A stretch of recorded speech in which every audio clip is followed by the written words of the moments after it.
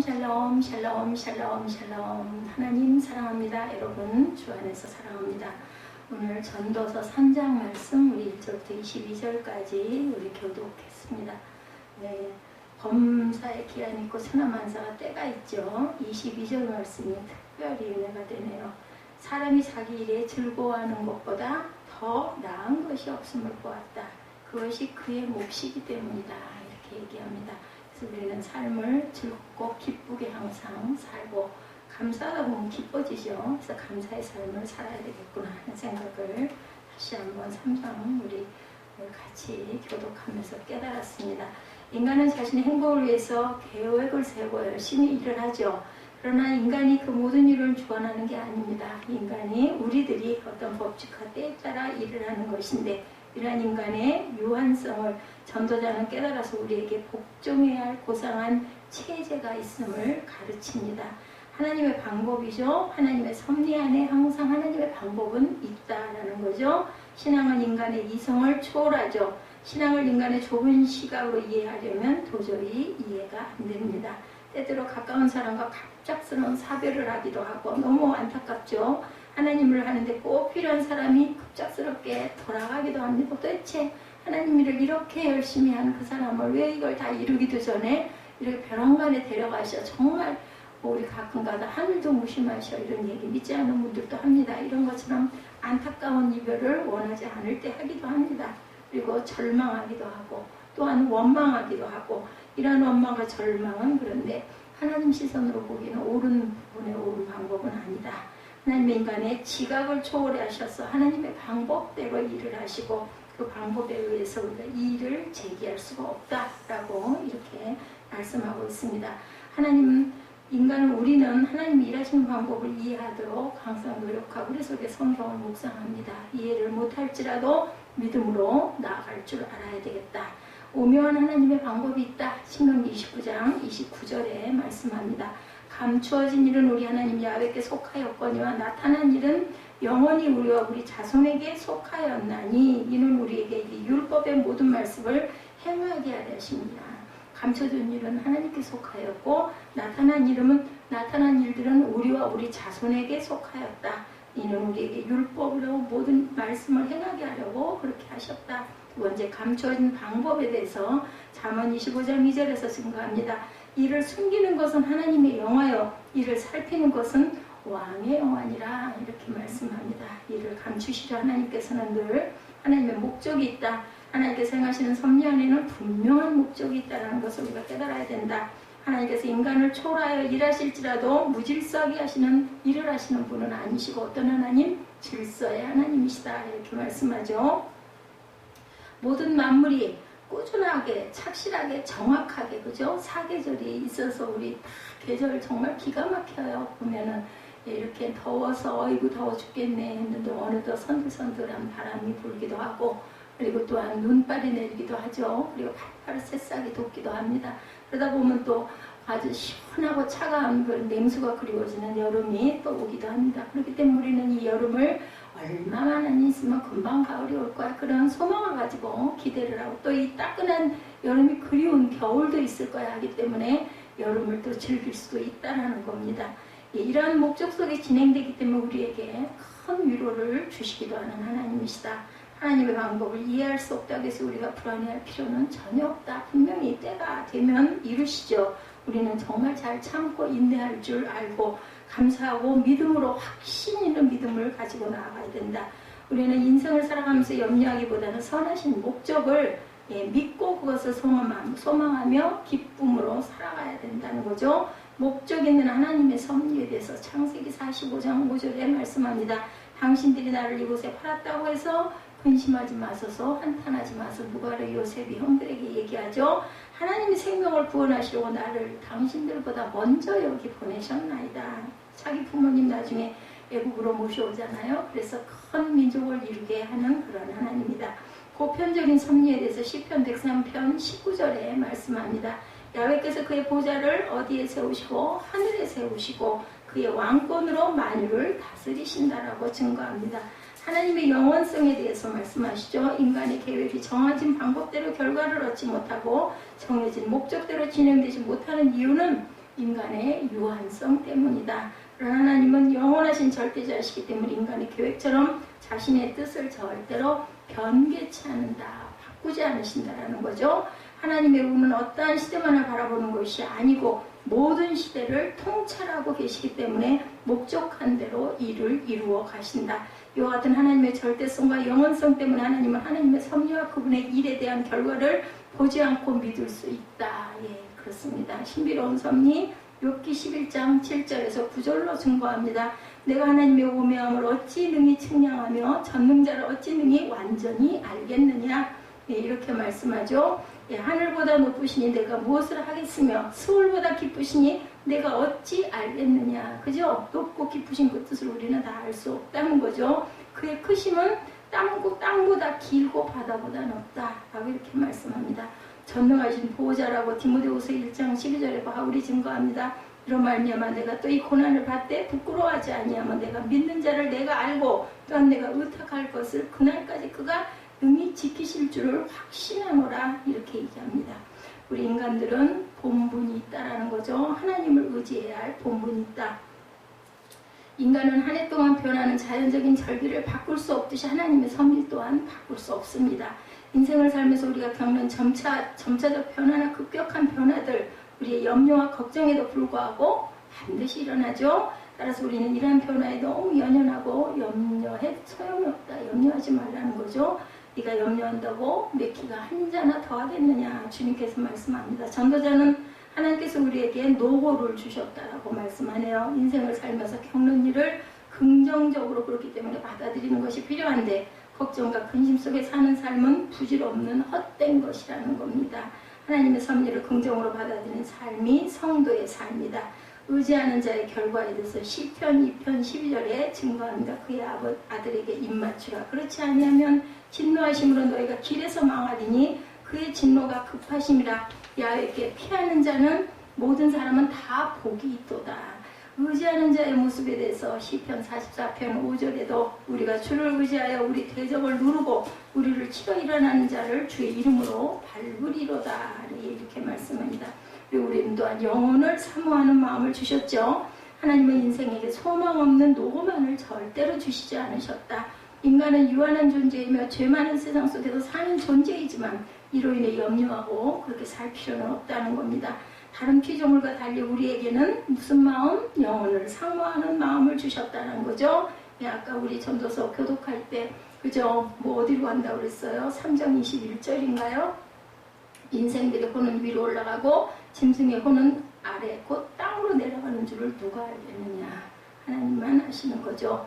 자, 그래서 성도는 삶 속에서 영혼을 볼 수 있는 신앙을 놓치지 말고 붙잡아야 된다. 이것이 헛된 삶을 가치 있게 알 수 있는 귀한 하나의 방법이고 길이다. 보혜사와 영혼의 거함. 요한복음 14장 16절입니다. 내가 아버지께 구하겠으니 그가 또 다른 보혜사를 너에게 주사 영원토록 너희와 함께 하겠다라고 주님께서 말씀하죠. 하나님과 영원히 간다라고 고린도전서 7장 24절에 형제들아 너희는 각각 부르심을 받은 그대로 하나님과 함께 모여라 거하라. 선을 또한 행해야 된다. 전도자는 인생의 허물을 놀이하고 있지만 인생의 무용성을 절대로 가르쳐주고 있지는 않다. 인생이 허무하다고 해서 아무렇게나 사는 것은 죄악이죠. 인생의 무의미함을 알면 알수록 우리는 하나님의 섭리와 그분의 때에서 깊이 생각할 줄 알아야 됩니다. 그리고 인생이 현세의 삶으로 끝나지 않고 영원한 시간이 있음을 우리는 깨닫고 합니다. 그래서 헛되게 생활하거나 근심성 곳에서 생활하는 게 아니라 하나님이 원하시는 삶을 살아가고 선을 행하고 살려고 하면 하나님의 뜻을 이루시는 그 선행은 허무한 인생을 어떤 인생으로 가치 있는 인생으로 만든다라고 말씀하죠. 베드로전서 3장 21절입니다. 물은 예수 그리스도께서 구원하심으로 말미암아 이제 너희를 구원하는 편이 세례라. 이는 육체의 더러운 것을 제하여 버림이 아니요 하나님을 향한 선한 양심의 강구라고 이렇게 말씀하죠. 그리고 악인을 부끄럽게 하고 그러한 선이다. 베드로전서 3장 15, 6절입니다. 너희 마음에 그리스도를 주로 삼아 거룩하게 하고 너희 속에 있는 소망에 관한 이유를 묻는 자에게는 대답할 것을 항상 준비하되 온유와 두려움으로 하고 선한 양심을 가지라. 이는 그리스도 안에 있는 너희의 선행을 욕하는 자들로 그 비방하는 일에 부끄러움을 당하게 하려 함이라. 우리는 항상 온유와 두려움을 가지고 선한 양심을 가지고 살아야 된다. 그리스도를 주로 삼는 사람들은 우리가 거룩한 삶을 그래서 살아야 되는 거죠. 예, 우리 속에 있는 소망에 관한 이유를 묻는 자에게 항상 대답할 준비를 해라. 인생이 깨달아야 할 일에 대해서 말씀합니다. 육체의 죽음을 깨달아야 된다. 우리는 헛된 세상에 연연하며 세상의 부귀와 명예를 얻고자 애쓰죠. 하나님은 이렇듯 세상의 헛된 것을 쫓는 인생들을 경고하시기 위해서 육체의 죽음을 만드셨다라는 겁니다. 인간이 지각을 가지고 동물보다 더 낫다고 생각하지만 인간이나 동물이나 아까 21절에 어때요? 모두 흙으로 돌아가는 건 일반이라고 말씀하죠. 그러므로 우리는 부질없는 육체의 욕구를 채우기 위해서 인생을 소비해서는 안 된다. 죽음을 깨닫지 못한 인생은 무의미하게 살 수밖에 없다는 거죠. 죄와 벌에 대해서 창세기 3장 17절에서 19절에 증거합니다. 아담에게 이르시되 내가 내 아내의 말을 듣고 내가 네게 먹지 말라 한 나무의 열매를 먹었은즉 땅은 너로 말미암아 저주를 받고 너는 내 평생에 수고하여야 그 소산을 먹으리라. 땅이 내게 가시덤불과 공기를 낼 것이라. 내가 먹을 것은 밭의 채소인즉 내가 흙으로 돌아갈 때까지 얼굴에 땀을 흘려야 먹을 것을 먹으리니 내가 그것에서 취함을 입었습니다. 너는 흙이니 흙으로 돌아갈 것이니라 하시니라. 이렇게 하나님의 명령을 우리가 어기고 불순종했기 때문에 세상이 가시화한 겁니다. 그리스도만이 구원할 수 있다. 요한복음 3장 16절 너무 잘 아는 말씀이죠. 하나님 세상을 이처럼 사랑하사 독생자를 주셨으니 이는 그를 믿는 자마다 멸망하지 않고 영생을 얻게 하려 하심이라. 그리고 또한 우리는 하나님의 시험도 깨달아야 된다. 인생 살면서 부당한 대우를 받을 때 있죠. 또한 일의 결과가 내가 정말 얼마나 열심히 노력했는데도 불구하고 예상하지 못한 방향으로 나올 때도 있습니다. 이럴 때마다 우리는 인생의 허물을 절망하면서 육체의 쾌락을 추구하는 삶을 살게도 되지만 전도자는 힘든 인생을 살 때마다 하나님의 인생을 시험하신다는 사실을 기억해야 한다. 그거 우리에게 당부합니다. 하나님의 시험을 기쁘게 생각하고 극복하는 인생만이 삶을 보람있게 살 수 있다. 믿음을 알기 위한 시험 창세기 22장 1절입니다. 그 일 후에 하나님이 아브라함을 시험하시려고 그를 부르시되 아브라함아 하시니 그가 이르되 내가 여기 있나이다. 그럼 여기서 어떻게 하라고 그래요? 네 아들을 바쳐라 하시죠. 시험을 감당하게 하시는 하나님 고린도전서 10장 13절입니다. 사람이 감당할 시험밖에는 너희가 당한 것이 없나니 오직 하나님은 미쁘사 너희가 감당하지 못할 시험당함을 허락하지 아니하시고 시험당할 즈음에 또한 피할 길을 내사 너희로 능히 감당하게 하시니라. 그래요. 하나님께서는 꼭 피할 길을 주십니다. 그래서 뭐라 그래요? 솟아날 구멍이 있다. 우리나라 속담에도 그런 얘기가 있죠. 심판이 있음을 또한 깨달아야 된다. 전도자는 인생 중에 불의함이 억울하게 찾아올 때가 있음을 지적합니다. 아무리 공정한 재판이 있지라도 인생 중에는 악이 있을 수 있고 공의를 행한 결과가 악으로 나타날 수도 있다. 이럴 때 우리는 선을 행하기를 포기하고 쾌락을 쫓아 악한 삶을 살기도 하고 그런 삶의 구렁텅이에 빠지기도 하지만 우리는 다가올 미래에 심판이 있다는 사실을 꼭 깨닫고 그렇다 할지라도 우리가 억울하더라도 심판날 하나님이 갚으실 것을 믿고 우리가 소망 속에 살아가야 된다는 거죠. 그것은 공의로 심판하신 하나님이 주님이 계시다는 걸 베드로전서 2장 23절입니다. 욕을 당하시되 맞대어 욕하지 아니하시고 고난을 당하시되 위협하지 아니하시고 오직 공의로 심판하시는 이에게 부탁하시며 이렇게 말씀하죠. 이렇게 주님이 이러하시기 때문에 우리도 또한 그것을 견디고 참고 믿음으로 나아가야 된다. 그리스도의 심판에 대해서 요한복음 5장 22절과 27절에 증거합니다. 아버지께서 아무도 심판하지 아니하시고 심판을 다 누구에게? 아들에게 맡기셨고 27절에 또 인자됨으로 말미암아 심판하는 권한을 주셨느니라. 누구에게? 예수 그리스도에게 주셨다는 거죠. 결론입니다. 인생은 허무하고 무의미하다. 그러나 인생은 살아볼 만하고 포기해서는 안 된다. 왜냐하면 인생의 행보가 하나님의 손에 달려있기 때문이다. 선하신 하나님께서 자신의 방법대로 목적을 가지고 우리를 선한 길로 인도하실 것을 믿음으로 나아가기 때문이죠. 그러므로 우리는 인생의 허무 속에서 하나님의 주권과 심판을 깨달아서 그분의 뜻을 이루며 기쁨으로 살아야 된다. 이게 말씀이 22절에 그러죠. 우리는 정말 즐거워하는 것보다 더 나은 것이 없다. 우리의 몫이다. 이렇게 말씀합니다. 하나님이 인생들에게 노고를 주사 애쓰게 하신 것을 내가 보았노라. 하나님을 모든 것을 지으시되 어떻게 해요? 때를 따라 아름답게 지으셨다고 그러죠. 10절 11절에 또 사람에게는 무슨 마음? 영혼을 사모하는 마음을 주셨다. 삶의 행복과 불행한 일은 교차로 일어난다. 피할 수가 없습니다. 저는 어렸을 때 너무 깔깔거리고 웃으면서 가끔 문득 두려웠었어요. 이러다 울 일이 생길 거 아니야. 늘 그랬어요. 그러다 보면 정말 너무 웃다 보면 울 일이 꼭 생깁니다. 그렇기 때문에 우리는 항상 적당할 줄 알아야 되고 자제할 줄 알아야 되겠죠. 이렇게 교차하고 일어난다는 겁니다. 일희일비하지 말고 그 일을 섭리하신 하나님을 우리는 경외하자. 자, 우리가 살아가면서 정말 납득하기 힘든 사건을 만날 때 우리가 취해야 할 마땅한 자세는 의문과 의심이 아니고 하나님을 경외하고 하나님의 뜻에 순종하는 자세가 되어야 된다. 2절이죠. 날 때가 있고 죽을 때가 있다. 사람은 날 때가 있는 것처럼 결국 죽을 때가 있다는 것을 우리는 잊지 말고 살아가야 된다.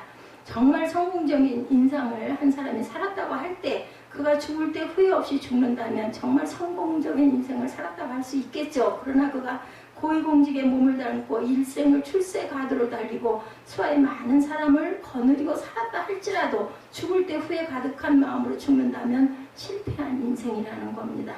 사람들은 보통 죽을 때를 염두에 두지 않고 살아갑니다. 그죠? 그래서 보통은 80~90% 사람들이 후회 가득한 마음으로 죽는다. 이것이 바로 어때요? 소망이 하나님 우리 마음에 모시지 않기 때문이라고 저는 그렇게 생각합니다.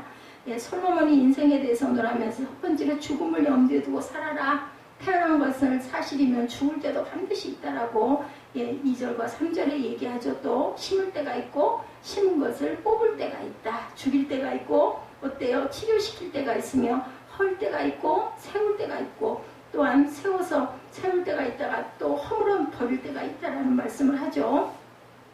살다 보면 인생은 세워지거나 허물어지는 것의 반복이고 연속이라는 겁니다. 미국으로 이민해서 그 이전의 생활이 허물어지고 이민 생활이 새로 출발하는가 하면 직장이나 사업을 접을 때가 있고 새롭게 또한 이렇게 세울 때도 분명히 있다는 것.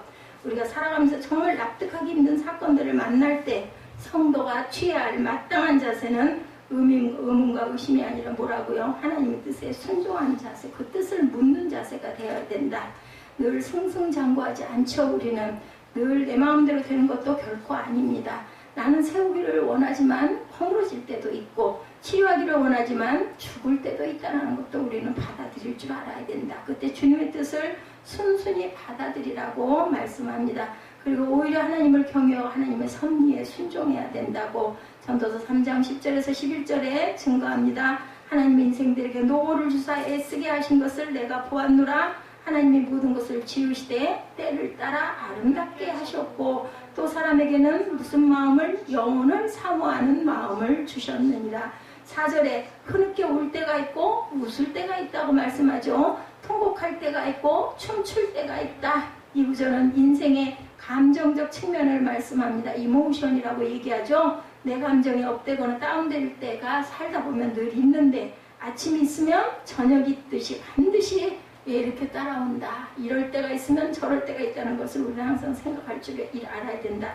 그러면 감정이 업되어도 좀 절제하고 자제할 줄 알아라. 그죠? 제가 어린 날 아무 철없이 막 웃다가 이러다가 울지 하면 꼭 울었던 일이 있었던 것처럼 우리는 제가 참으로는 일찌감치 철이 들었던 것 같아요. 정말 기억이 또렷하게 나거든요. 오히려 요즘은 그런 마음이 별로 없는데 그때는 그래서 두려워하기도 했어요. 너무 좋은 일이 일어나면은 잠깐 또 겁이 나는 거 이러다가 이거 잘못되는 게 아니야? 그러면 꼭 사고를 치더라고요. 보면 또 어떤 심리적인 것 때문에 위축이 돼서 그럴 수도 있겠죠. 어쨌든 제가 그런 생각을 많이 했습니다. 어린 날. 그러므로 감정이 업되어도 너무 좋아라만 하지 말라는 거죠. 감정이 또한 다운되어도 너무 죽을 것 같이 슬퍼하고 절망하지도 말아야 된다. 자, 똑같다라는 거예요. 항상 감정이 요동칠 때도 주님의 뜻을 순순히 받아들일 줄 알아야 된다. 그리고 오히려 하나님을 경외하고 하나님의 섭리에 순종해야 된다는 거죠. 자, 여러분의 삶에 실망의 날이 있을 때, 낙심의 순간이 있을 때 이것도 또한 회복이 분명히 될 것이다. 이런 소망을 가지라는 거죠. 어떻게 구름 낀 날이 계속되고 비가 오고 깜깜하고 정말 하늘이 절대로 열릴 것 같지 않죠. 그래도 또 어느 순간 보면 정말 확 깨어있고 밝은 태양이 비출 때가 분명히 있습니다. 우리는 이거를 수없이 봐오지 않습니까? 그렇기 때문에 항상 맑고 개인 날만도 아니고 흐리고 비 오는 날만도 아니다. 그죠? 인생에 주님이 로드가 되어서 스스로의 감정이 업되게 살려고만 하지 말라는 거죠. 우리 인생의 주는 하나님이시다라는 거, 길이시죠. 하나님의 때가 우리 인생을 감정적으로 다운되게 하시더라도 거기서 하나님의 섭리와 주권을 발견하고 하나님을 경외하고 사는 것이 참 신앙인의 삶이다. 어떠한 어려움이 있더라도 폭풍이 치고 비바람이 불더라도 맑은 하늘과 쨍쨍한 태양이 빛나더라도 그것만 그냥 당연히 그렇지 생각하지 말고 항상 우리는 또한 준비할 줄도 알아야 된다. 감정이 다운되더라도 그것이 다가 아니라는 것을 우리가 항상 마음에 우리를 일으킬 줄 아는 마음도 그런 지혜도 하나님이 분명히 주신다라는 거죠. 자, 누가 하늘의 부름을 받았느냐 가족 중에 그럴 때도 그죠? 좋은 곳에 잘 가셨을 거다라는 마음으로 우리가 기쁜 마음으로 찬양도 하고 보내드릴 줄도 알아야 된다. 세상에서 이제 볼 수 없음이 슬프죠. 섭섭하죠. 그렇지만 더 좋은 곳으로 가서 더 편하게 안락하게 계시겠지. 이런 마음과 기쁨의 찬양도 할 줄 알아야 된다. 그런 준비도 또한 있어야 된다. 기쁨 중에 자아도취하는 것이 아니라 그 기쁨을 주신 하나님을 경외하는 것을 절대 잊어버리지 말아라. 5절입니다. 돌을 던져버릴 때가 있고 돌을 거둘 때가 또 있다라고 말씀합니다. 예측컨대 돌을 거둔다, 모은다는 것은 자기 농지의 땅을 고르는 일을 뜻하고 있습니다. 돌을 흩어버린다, 농지를 포기한다는 뜻을 말씀하는데 농사는 농부가 애를 써서 잘 짓는 것도 필요하지만 하늘이 도와주셔야 되죠. 비가 알맞게 또 햇빛도 알맞게 잘 비춰줘야 우리가 농사가 잘 되고 열매가 잘 맺습니다. 비가 안 오거나 너무 오거나 냉해와 풍해가 있으면 돌을 던져버리게 되는 결과가 되는 거예요. 나는 그걸 원하지 않죠. 어떻게 농부가 농사가 안 되기를 바라겠어요. 열심히 하죠. 아주 정말 성실하게 농부처럼 성실하고 정직한 사람이 없는 것 같아요.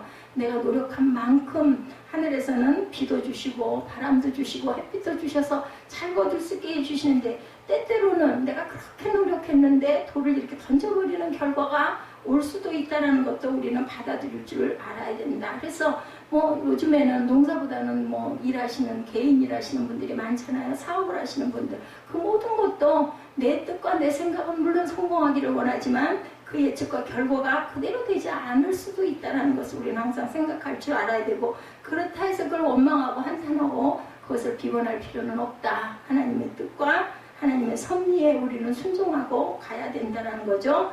내가 예측하지 않은 결과가 나온 것이 훨씬 더 많을 수도 있지만 그래도 하나님을 경외하고 섭리에 순응하고 갈 줄 알아야 되겠다. 하나님은 전능하신 섭리로 세상을 다스리시고 붙들고 계시기 때문이라는 거죠. 그의 농사가 망쳐서 다른 농사로 전환한 것이 또한 더 잘 될 수도 있다는 거예요. 내가 이 길이 내 길인 줄 알고 가다 보니 너무 안 돼요. 그러다가 거기서 좌절하고 낙망하다 다시 일어나다가 다른 길을 만났을 때 오히려 그때 그거 안 하고 이거 하기 잘했네 이런 마음이 올 수도 있다는 것을 우리는 절대 잊어버리지 말아야 된다. 그래서 우리는 절대 그것으로 인하여 내 뜻대로 안 된다고 절대 혈기낼 필요가 없다는 거죠. 오히려 그것이 우리 몸까지 그죠 해치게 되는 수도 있다는 거죠. 사업이 망해서 다른 길을 어쩔 수 없이 선택했는데 더 잘된 경우도 이렇게 있다. 무엇보다 우리 영혼이 잘 되고 우리 신앙심이 깊어지고 경건해지는 것이 필요하다는 거죠. 정말 그것이 제일 잘 되는 길이다. 하나님은 때로는 이렇게 때로는 저렇게 우리 상황을 섭리하고 몰고 가세요. 우리 양들도 그렇고 저 어렸을 때 보면은 어머니들이 저녁 때 되면은 마당에다가 이게 닭들을 모이를 먹게 이렇게 풀어주시잖아요. 그랬다가 이제 어두워지면 이렇게 몰아다가 집안을 들이는 거, 그 닭들이 싫을 수도 있어요. 더 놀고 싶고 더 먹고 싶고 무리하니 답답해서 싫지만 그래도 거기 들어가는 것이 그 애들에게는 안전한데 그 닭은 그걸 알지 못하는 거죠.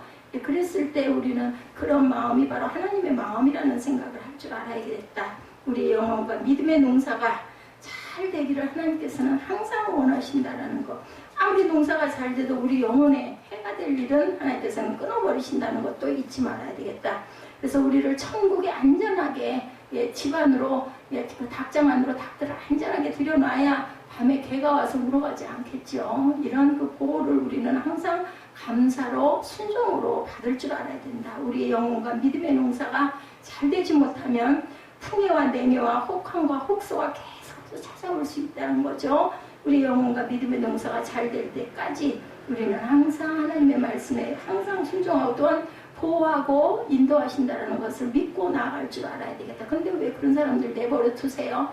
하나님은 잠잠히 때를 기다리시는 하나님이시라는 거 반드시 돌려주세요. 그거는 굉장한 섭리고 이치입니다.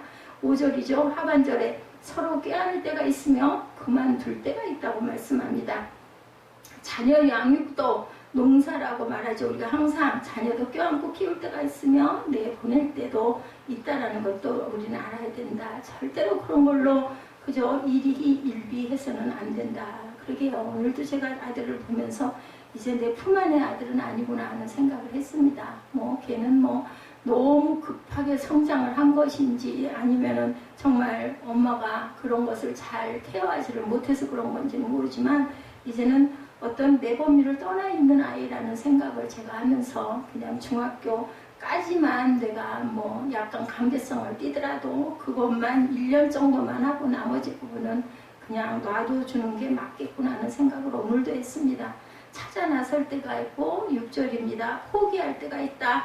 간직할 때가 있고 버릴 때가 있다. 이 구절 또한 부와 물질에 관한 말씀이죠. 이렇게 볼 때 5절도 사업에 관한 교훈일 수가 있다는 것도 우리가 생각해 봅니다. 3장 5절이죠. 뭐라고 말씀하세요? 돌을 던져버릴 때가 있고 아까 농사에 대한 얘기를 했습니다. 6절에 찾을 때가 있고 잃을 때가 있고 지킬 때가 있고 버릴 때가 있다는 거죠. 또한 7절에 찢을 때가 있고 꿰맬 때가 있고 잠잠할 때가 있고 말할 때가 있다라고 말씀을 합니다. 자, 그래서 우리는 부와 물질을 포기할 때가 분명히 살다 보면 온다는 것도 우리가 기억을 해라. 그러므로 혹시 물질이 나를 떠나는 시기가 되더라도 그걸 해가 뜯고 지는 것처럼 인생의 한 과정으로 담담히 받아들여야지 너무 아깝게 생각하고 그것으로 인해서 내가 상처가 나서 내가 상심이 돼서 내 건강까지 해쳐서는 안 된다는 거죠. 지혜롭지 못하다. 자, 혹시 물질이 내게 떠나더라도 그것으로 인해 우리는 욥처럼 하나님을 경외하고 하나님의 주권을 인정해 드릴 줄 알아야 된다. 결과적으로 욥은 엄청난 또한 축복을 받죠. 마지막에 보면 그 상처와 아픔은 또 얼마나 컸겠어요. 하나님 왜 하필이면 그렇게 하시냐고 믿음 좋은 욥을. 그런데도 하나님께서는 뭐라고 그래요? 욥이 얘기하죠. 정금같이 단련하신 후에 나를 나오게 하시려고 이렇게 하셨사옵나이다 라고 이렇게 인정을 합니다. 우린 이런 마음을 가져야 된다. 물질이 있어서 오히려 잘못되는 경우도 많죠. 자녀에게 그렇게 부를 물려주는 게 참 좋을 것 같고 아이를 보호해서 잘 기르는 게 좋을 것 같은데 때로는 그것으로 인하여 아이가 자라서 자기 독립을 온전하게 못할 때가 있기 때문에 물질이 오히려 도움이 되지 않고 독이 될 수도 있다는 것도 우리는 생각할 줄 알아야 되겠다. 물질이 너무 풍부해서 자녀가 잘못 빗나간다는 것, 하나님이 이래저래 모든 상황을 주관적으로 섭리하시면서 우리에게 물질이 들어오게도 하시고 나가게도 하신다. 이런 일들을 통해서 우리는 하나님을 더욱더 경외하고 의지하고 나아가는 저와 여러분이 되셔야겠습니다. 그것이 물질을 들어오기도 하시고 나가기도 하시는 그 섭리인데 노인이 물질이 없어서 슬퍼하는 것은 그다지 큰 일이 아닙니다. 노인이 정작 슬퍼할 일은 믿음이 없는 거, 그죠? 돌아갈 날이 가까웠는데 믿음이 없으면 물질이 아무리 많으면 무슨 소용이 있겠어요? 첫 번째로는 구원받는 것처럼 귀한 일은 없습니다. 자, 우리가 늘 물질을 풍족히 가지면 좋지만 그렇지 못할 때가 오더라도 슬퍼하지 말고 믿음의 부요를 가지는 그러한 성도들, 특히나 부모님들을 위해서 믿음의 충만 또한 구원을 위해서 우리가 기도할 수 있어야겠습니다.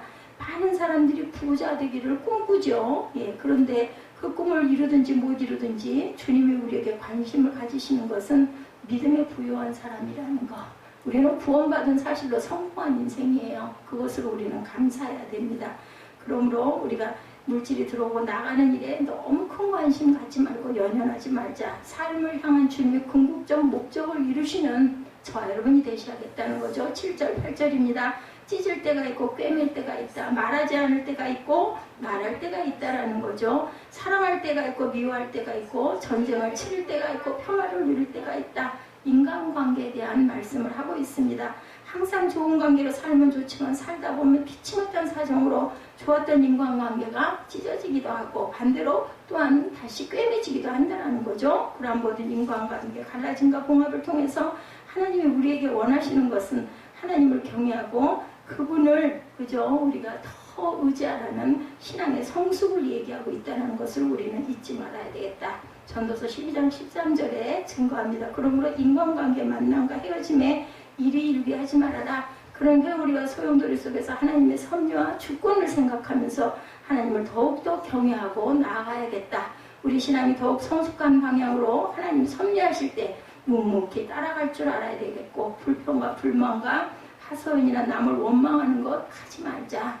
전도서 3장 10절 11절 결론이죠. 하나님 인생들에게 노고를 주사 애쓰게 하신 것을 내가 보았노라. 하나님 모든 것을 지으시되 때를 따라 아름답게 하셨고 또 사람들에게는 영혼을 사모하는 마음을 주셨느니라. 결론입니다. 하나님이 모든 것을 지으시되 때를 따라 아름답게 지으셨다고 하죠. 날 때가 있고 죽을 때가 있고 울 때가 있고 웃을 때가 있고 세울 때가 있고 헐 때가 있고 만날 때가 있고 헤어질 때가 있는 모든 일들이 모든 것을 때를 따라 아름답게 지으셨음이라는 거죠. 하나님의 적당한 때에 적당한 일을 허락하여 주셨다라는 뜻입니다. 우리는 그 하나님의 섭리와 그 일이 생긴 이유를 잘 모르죠. 알 수도 없습니다. 그죠? 너무 높고 너무 깊기 때문에. 그러나 하나님이 때를 따라 아름답게 지으셨다라는 그 말씀을 믿으라는 겁니다. 또 사람들에게 영혼을 사모하는 마음을 분명히 주셨죠. 그렇기 때문에 그 우여곡절의 일들을 통해서 우리 믿음이 더욱더 성숙되어 영혼을 사모하는 천국 영생을 바라보는 믿음의 사람들이 되기를 하나님은 바라신다. 그저 길면 몇 년이에요. 100년 사는 세상에서 성공일수밖에 없습니다. 아무리 길었다 한들. 그죠? 우리가 삶의 여러 가지 의문스러운 소식을 우리가 접합니다. 그죠? 오늘도 제가 어떤 연예인 몰랐던 부분이에요. 얼마나 아주 좁은 지역 안에서 내가 살고 있나 하는 생각을 합니다. 그렇지 않은 제가 알지 못하는 어떤 일은 또 얼마나 많겠습니까?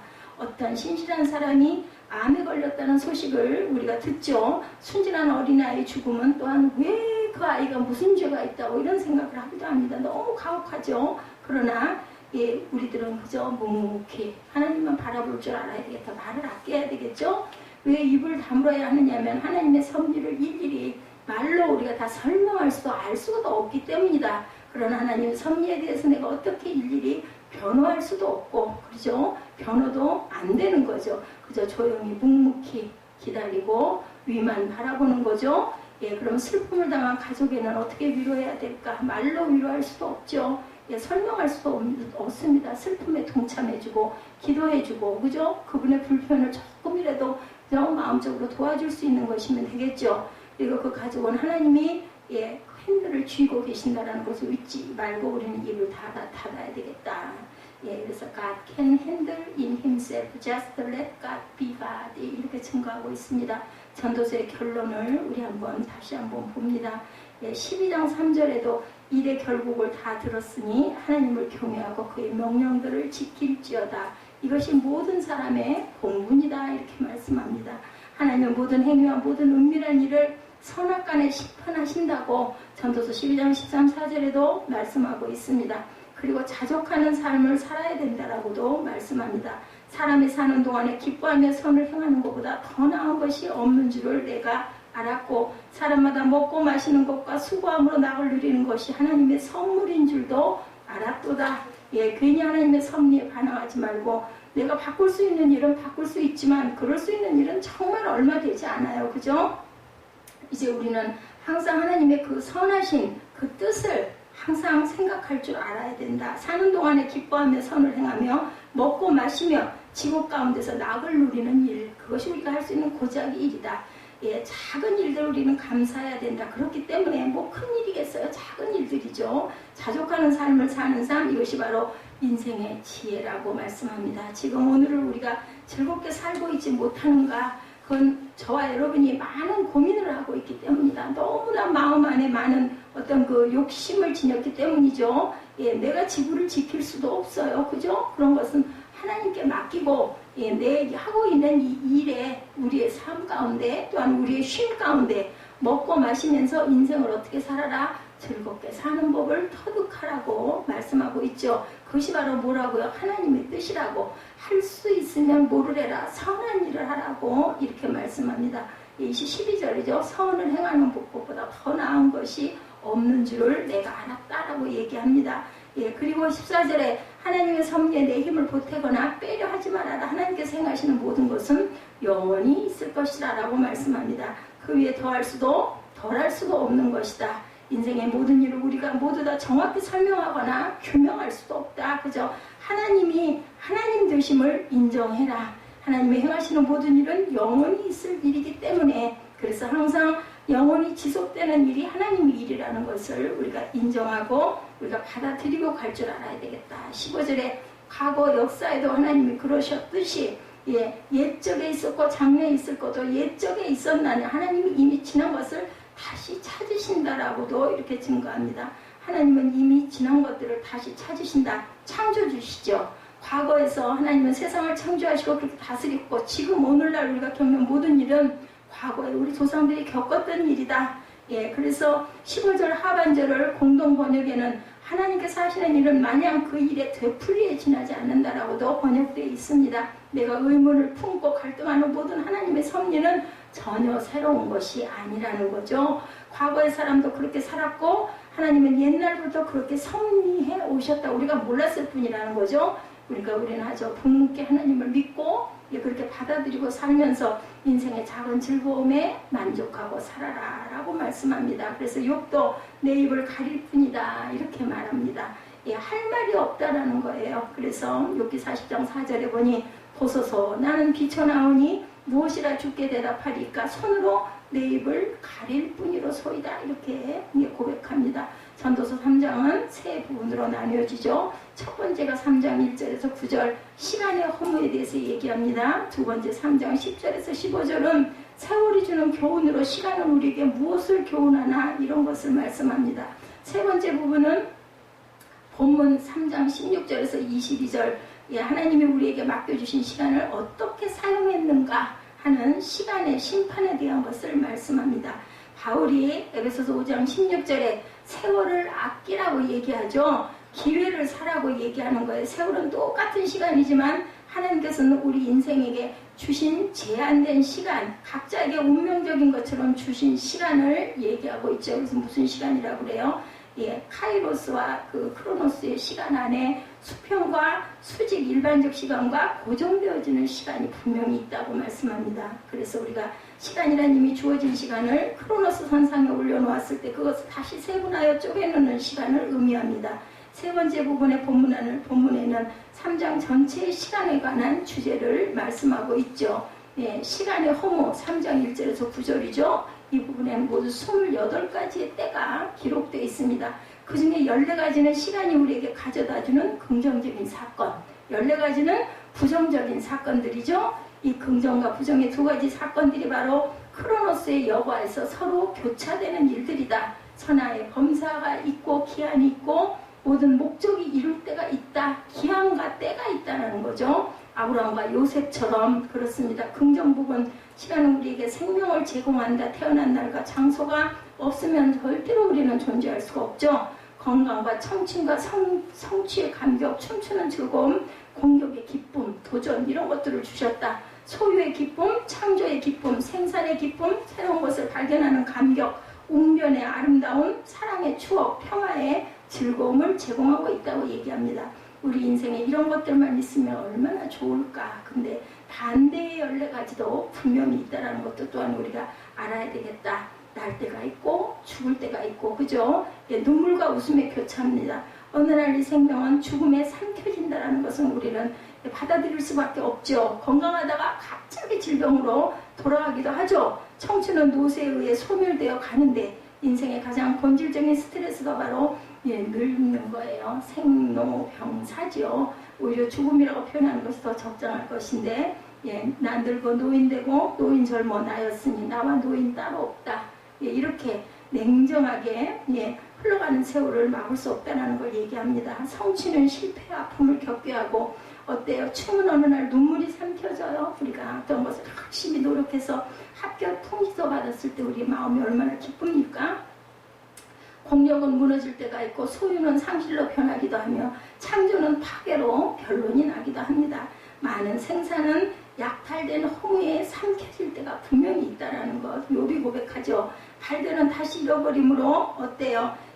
웅변 농산물은 개방하지 않겠다고 확실히 약속했으나 침묵으로 사랑은 미움으로 평화는 전쟁으로 변합니다. 이것이 인생의 허무다.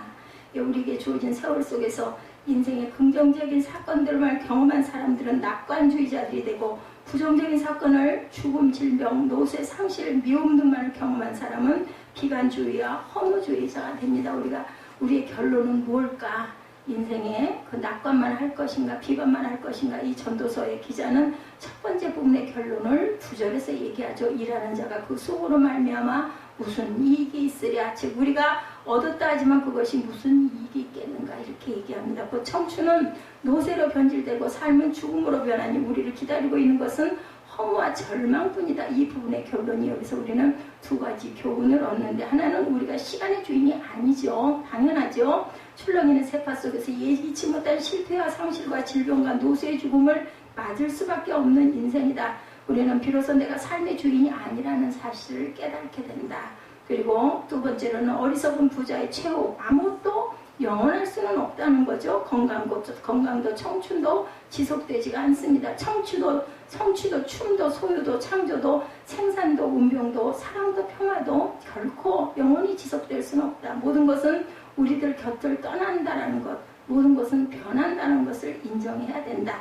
어릴 때는 빨리 어른되고 싶죠. 네, 맛도 없는 팥죽 속에서 어때요? 새알을 마구 먹어대더니 아니 벌써 이제는 세월이 주는 피할 수 없는 스트레스 속에서 인생의 허무함과 인생의 삶의 무상함을 느낍니다. 이런 분은 나이가 들어갈수록 세월이 더 빠른 것 같다. 그죠? 나이가 들어갈수록 세월이 너무나 빨라요. 예수님은 세월이 주는 스트레스를 전혀 받지 않으신 분이다. 오히려 인자는 머리 둘 것이 없도다 하신 정으로와 세월의 지루함을 느끼신 분 같다라는 거죠. 식사 중에 왜 더 안 드십니까? 고기를 안 좋아하십니까? 했더니 저는 지루해서 싫어요. 이런 얘기를 한 사람이 있었다고 그래요. 내가 먹는 것을 너무 즐기고 있지는 않은가? 예, 우리가 다음부터는 먹는 것에 대한 지루함을 들여서는 안 되겠다고 생각을 했다고 합니다. 우리는 시간의 주인이 아닙니다. 여기 솔로몬 왕의 심정을 우리가 이해하죠. 예, 시간의 주인이 아닙니다. 우리는 솔로몬은 역사적인 최고의 왕이었지만, 모든 것의 주인이었지만 시간의 주인은 아니었다. 둘째, 시간이 주는 교훈에 대해서 10절에서 15절에 증거합니다. 하나님 왜 우리에게 시간의 삶을 주셨을까? 이 두 번째 부분에서는 시간이 우리에게 주는 교훈을 네 가지로 얘기합니다. 시간은 우리에게 공평한 분배를 제공한다. 가난한 자나 부한 자나 세상 권세가 없는 사람이나 있는 사람이나 배우지 못한 사람이나 많이 배운 사람이나 약한 사람이나 건강한 사람이나 공평하게 분배된 시간이죠. 똑같죠. 공평하신 하나님이 난 남이 없는 것을 갖게 하셨다고 우리가 찬양합니다. 하나님이 우리에게 주신 시간 중에 여러 가지 부정적인 사건들을 경험하게 하신 것은 하나님의 은혜가 무엇인지 알게 하기 위해서다. 본문 13절에 사람마다 먹고 마시는 것과 수고함으로 낙을 누리는 것이 하나님의 선물인 줄 알았도다, 이렇게 고백하죠. 예, 한 집사가 이런 얘기를 합니다. 갑작스럽게 위험을 앓고 잘 먹고 지낸 것이 얼마나 감사한지. 맞습니다. 예, 그것이 바로 제 심정입니다.